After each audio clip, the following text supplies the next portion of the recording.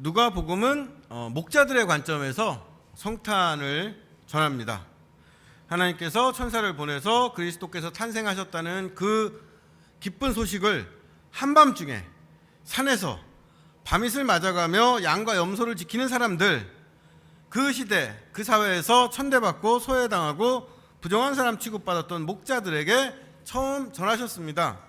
이렇게 목자들에게 큰 기쁨의 소식을 전했던 천사가 하늘로 올라가면서 목자들에게 뭐라고 했을까요?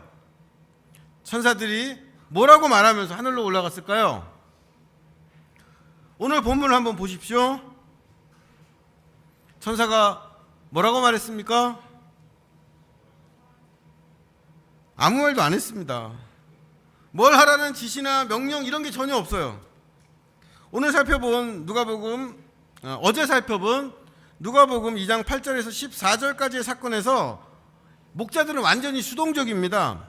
밝은 빛과 함께 갑자기 나타난 천사를 무서워하면서 이 천사가 전한 그리스도의 탄생 소식을 들었고 수많은 천군과 천사가 부르는 찬송을 들었습니다. 이건 목자들이 기대했던 일도 계획했던 일도 아니었죠. 자신들의 의지와는 관계없이 그냥 갑자기 일어난 일이었습니다. 그런데 이러고 나서 천사들이 아무 말 없이 그냥 하늘로 떠났어요. 그 전까지는 천사들의 시간, 목자들이 듣기만 했던 시간입니다. 그런데 이제부터는 목자들의 시간이에요. 목자들이 천사에게 들었던 그 소식에 스스로 반응하고 응답하고 선택하고 책임지는 시간입니다. 이걸 우리의 인생과 신앙에 또 연결시켜서 설명을 하자면 하나님께서는 우리가 원하지 않아도 말씀을 통해서 알게 하시고 생각지 않았던 것을 성경을 통해서 배우게 하시고 바라지 못했던 걸 삶의 어떤 순간에 깨닫게 하십니다. 여기서 우리는 수동적인 자리에 있어요. 그냥 듣고 배우고 깨닫는 자리입니다. 그런데 이걸로 끝이 아니에요. 그 후에 우리가 응답하는 시간이 옵니다. 우리가 지혜와 자유와 의지로 판단하고 선택하고 행동하는 시간입니다.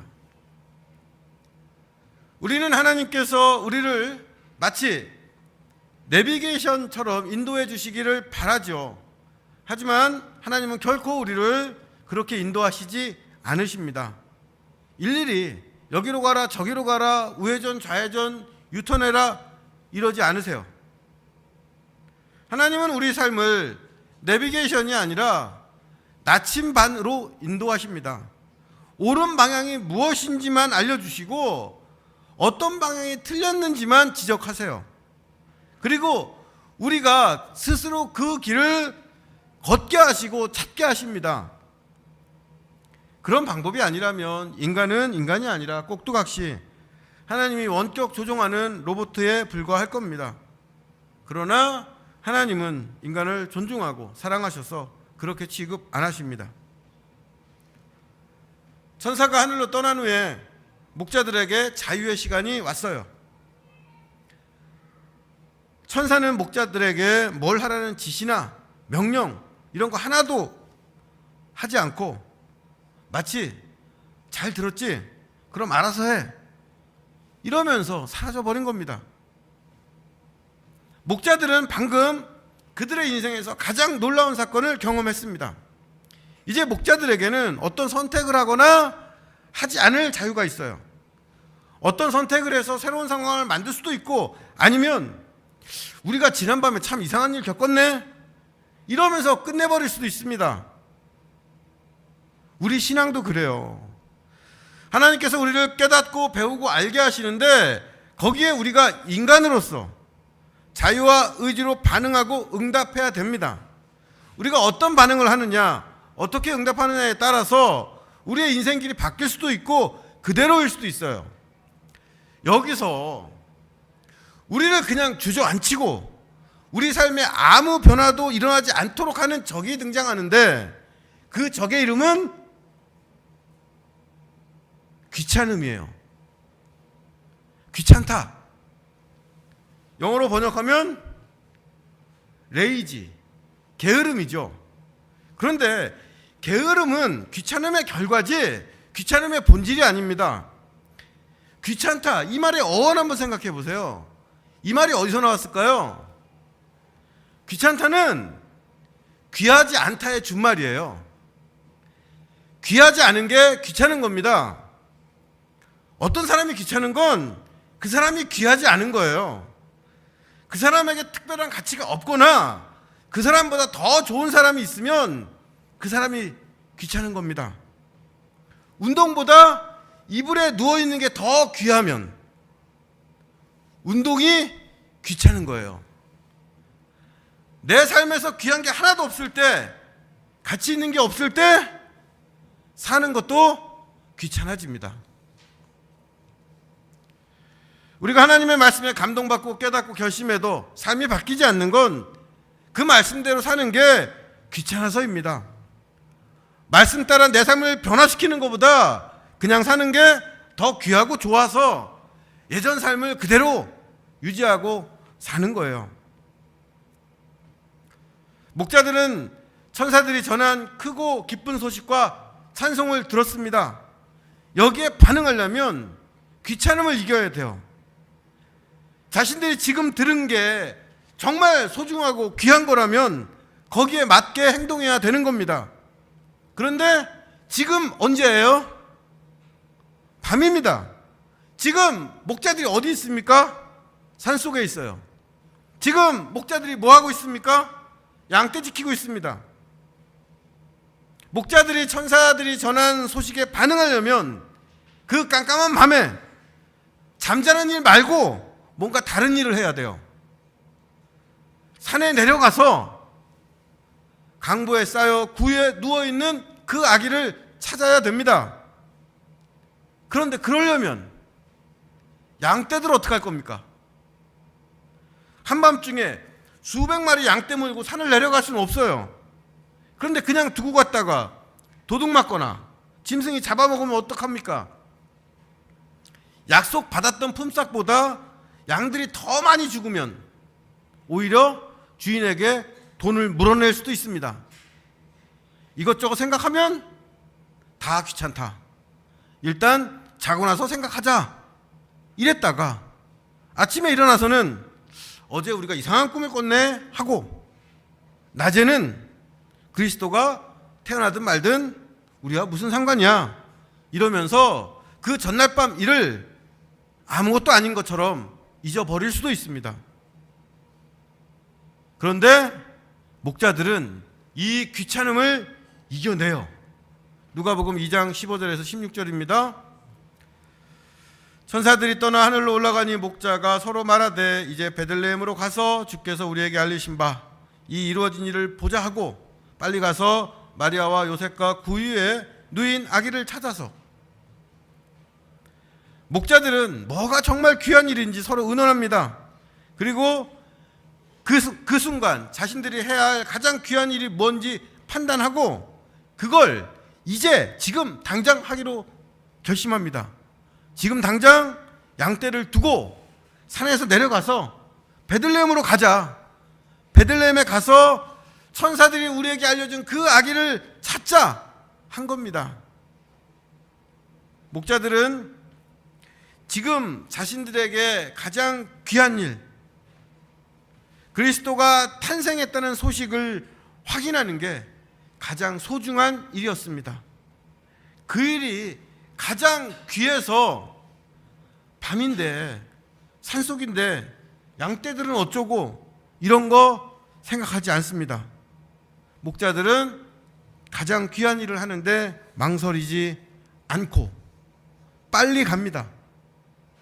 조금이라도 빨리 아기를 찾으려고 산에서 뛰어내려가서 여기저기 바쁘게 찾아다녔을 거예요. 그리고 천사의 말대로 마침내 구유에 누워있는 그 아기를 만납니다. 그들을 위해서 그리스도가 오신다는 그 기쁜 소식은 진짜였습니다. 강보에 쌓여 구유에 누워있는 그 아기는 하나님이 약속하신 구원과 평화가 이루어진다는 증거였어요.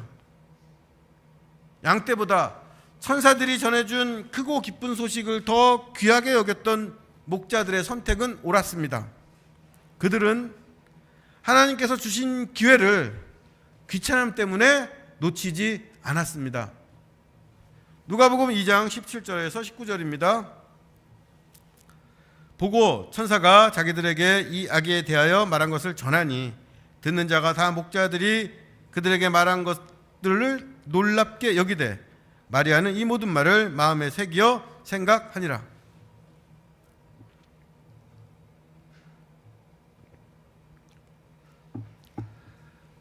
목자들은 베들레헴을 돌아다니면서 천사가 말한 그 아기를 찾아냈고 마침내 마리아, 요셉, 구유에 누워있는 아기를 만났습니다.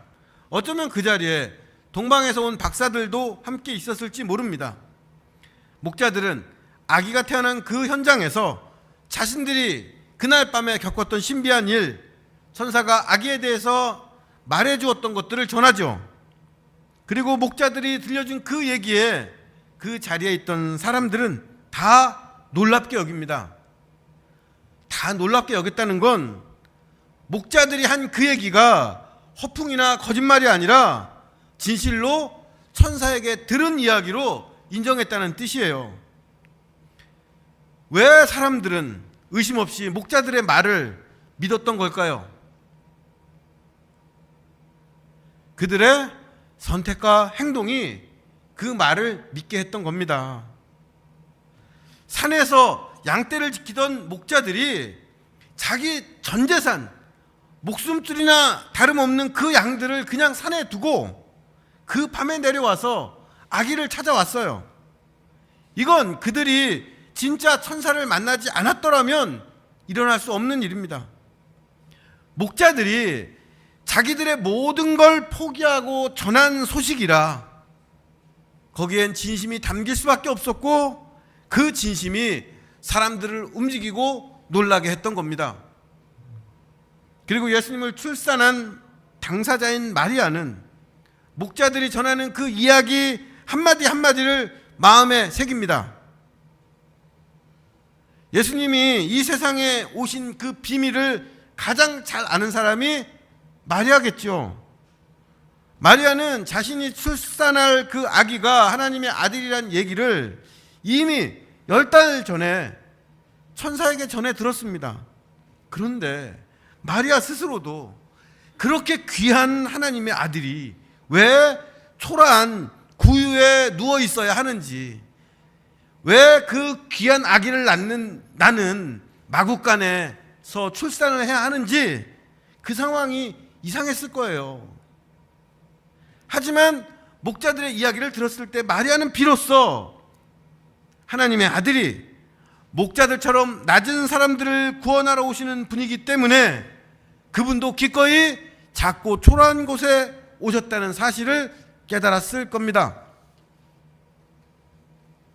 그래서 목자들이 천사들에게 들은 그 크고 기쁜 좋은 소식은 마리아와 요셉에게도 크고 기쁜 소식이 됩니다. 예수님의 탄생 소식을 처음으로 들었던 그 목자들이 맨 처음으로 그리스도를 증거하는 증인이 되고 그들이 마리아에게도 감동과 위로를 전해주죠. 이렇게 첫 번째 성탄 이야기가 끝나는 것 같지만 아직 한 줄이 더 남았습니다. 누가복음 2장 20절입니다. 함께 말씀 읽어볼까요? 누가복음 2장 20절입니다. 목자들은 자기들에게 이르던 바와 같이 듣고 본 그 모든 것으로 인하여 하나님께 영광을 돌리고 찬송하며 돌아가니라. 목자들은 천사가 전한 그리스도의 탄생 소식을 들었고 구유에 누워있는 그 아기를 보면서 확인했습니다. 그 모든 게 진실이었습니다. 목자들은 그들을 위해서 구원자를 보내주신 그 하나님께 영광 돌리면서 찬송을 부르며 돌아갔습니다. 목자들이 돌아가면서 어떤 찬송 불렀을까요? 천군 천사들이 불렀던 그 찬송 2장 14절 찬송일 겁니다. 지극히 높은 곳에서는 하나님께 영광이요 땅에서는 하나님이 기뻐하시는 사람들 중에 평화로다. 목자들 이 찬송 부르며 돌아갔을 거예요. 어디로 돌아갔을까요? 양떼들이 있는 그 산으로 돌아갔을 겁니다.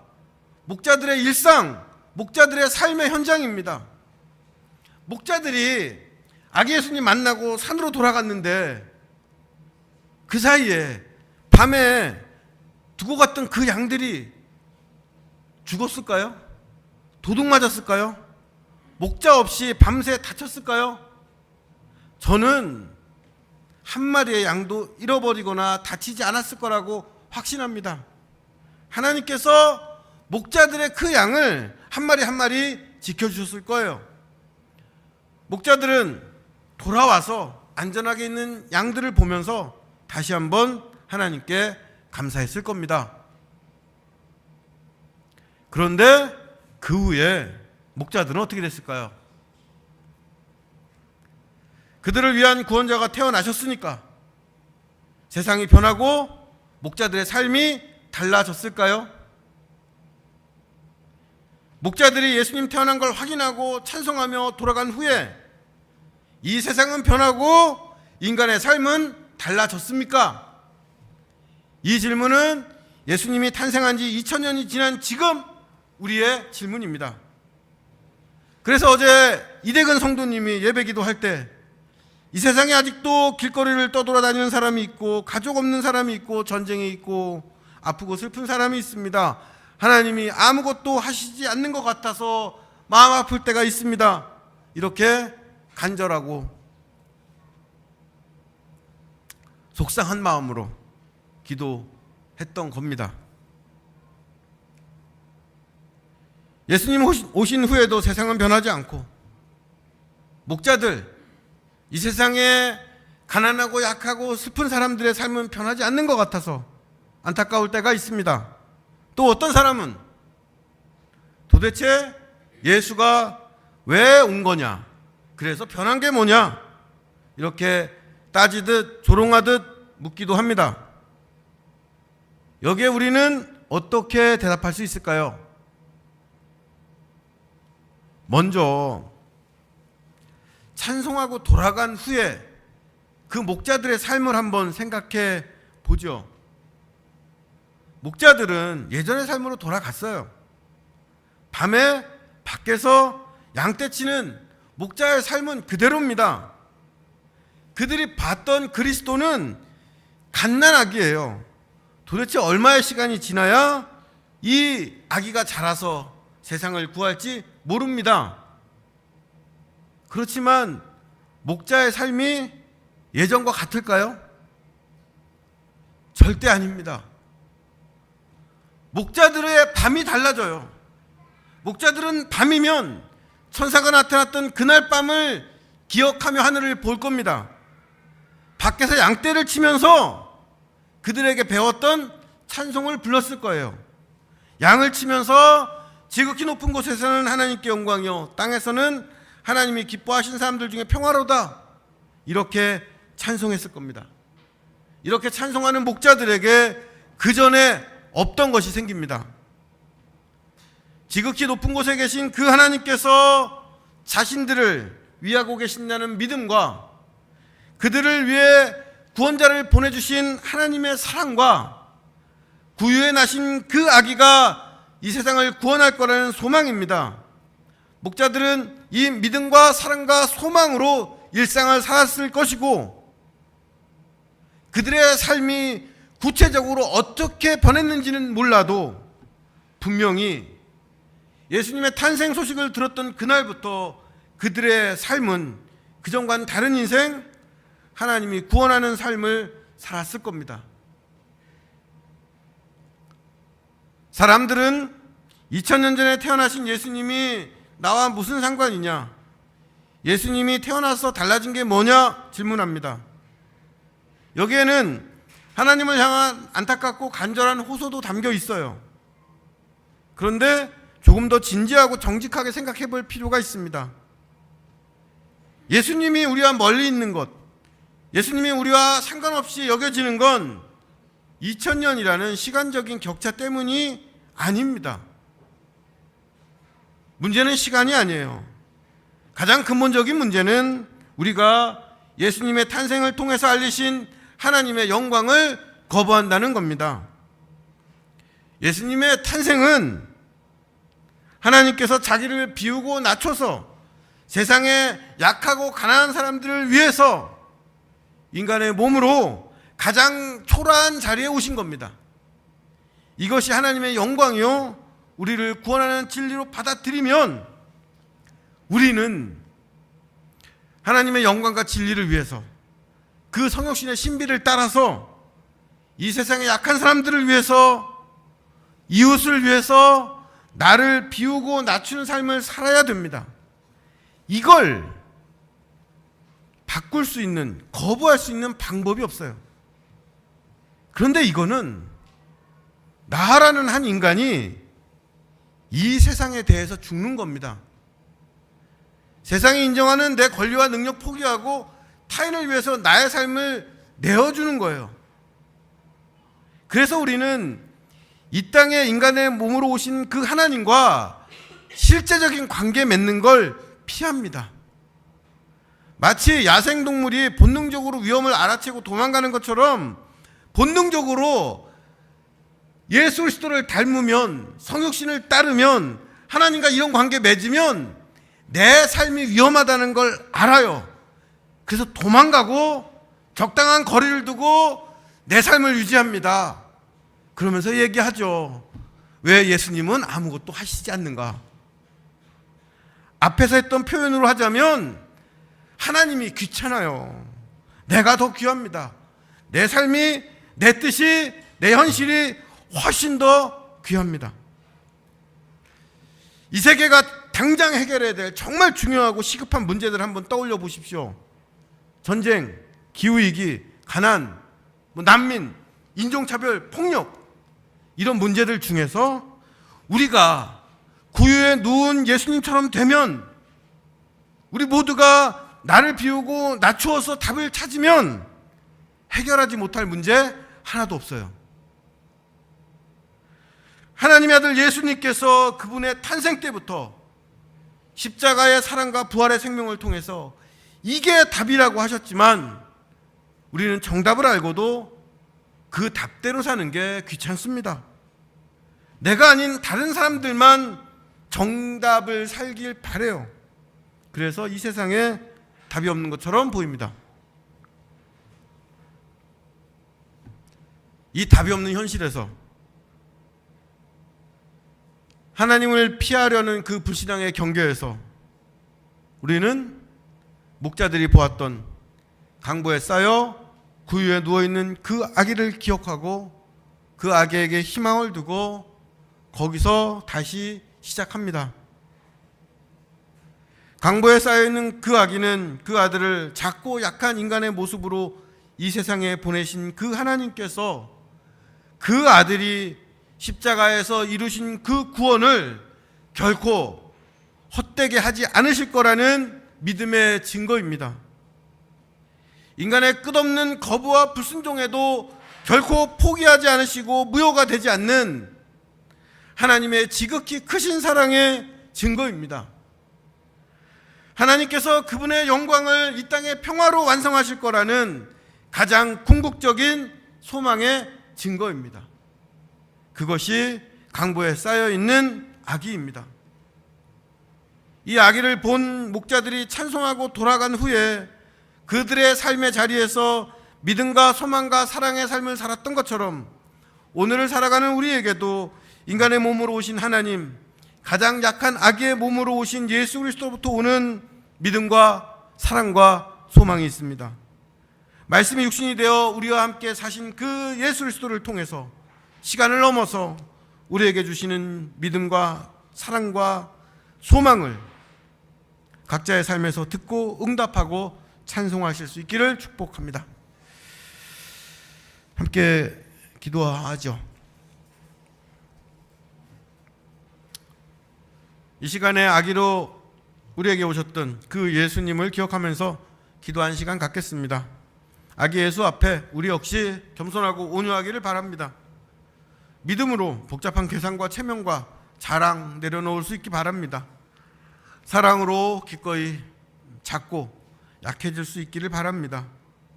소망으로 약한 자들을 위로하고 이 세상의 평화를 바랄 수 있기를 기도하겠습니다. 아기 예수로부터 오는 믿음과 소망과 사랑이 이 세상과 우리들의 삶에 충만하게 되기를 기도하시겠습니다.